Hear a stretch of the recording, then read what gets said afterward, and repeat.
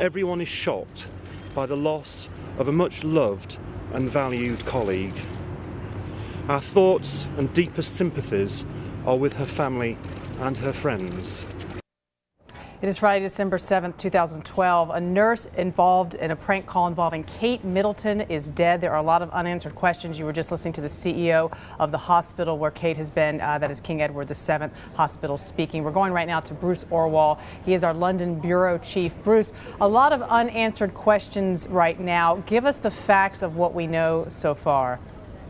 Well, this is something that was basically a public farce involving the British royal family of the kind we've seen many times in the past that has suddenly turned tragic and unfortunately very serious. You recall earlier this week that they announced that Kate Middleton, the Duchess of Cambridge, was pregnant, a big moment in the family's history with possibly the future monarch. She was hospitalized because she was having extreme morning sickness. A day or two after that, an Australian radio station created sort of a global stir by calling the hospital and making a prank call, impersonating Queen Elizabeth and Prince Charles very badly, I might add, somehow getting put through to a nurse's station and given a little report or update on her condition. Now, a few days later, the identity of the receptionist and the nurse who took the call were never disclosed publicly, but sadly today, the woman who answered the phone at the hospital and put the call through was found dead in a residence near the hospital, and the hospital has put out a statement confirming her death. Scotland Yard is investigating this, I understand. Have they made any definitive connection between the events involving that prank phone call and her death so far, Bruce, or is that still speculation at this point? No, I think for us it's speculation, and of course as a rookie reporter we all learn not to make too many assumptions about anything that might possibly involve suicide, but the police here have been very careful to say this is just it's a death, it's not a suspicious death. The hospital has confirmed that it was their employee and that it was the woman who was involved in just taking this call and putting it through.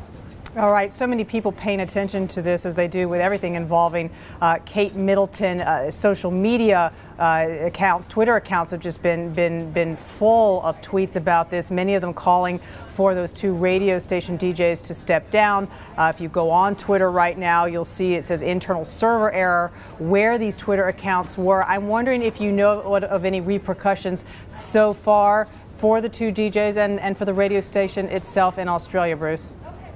Well, the station has already apologized previously for the prank after it sort of got a lot of attention for it. They've been involved apparently in some other pranks or on-air escapades that didn't go so well.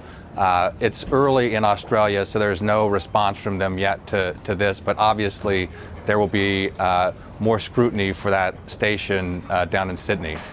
All right, and what about response from the Duke and Duchess of Cambridge and themselves? I mean, this has been a rough time for them to begin with. What have they made any statement so far? Well, this is already they've issued a statement saying that they're saddened by the death, and they've already been put in a fairly uncomfortable position where, because Kate Middleton was hospitalized early in her pregnancy, they made the decision, realizing they weren't going to be able to keep it a secret, to publicize her pregnancy earlier than you probably might have.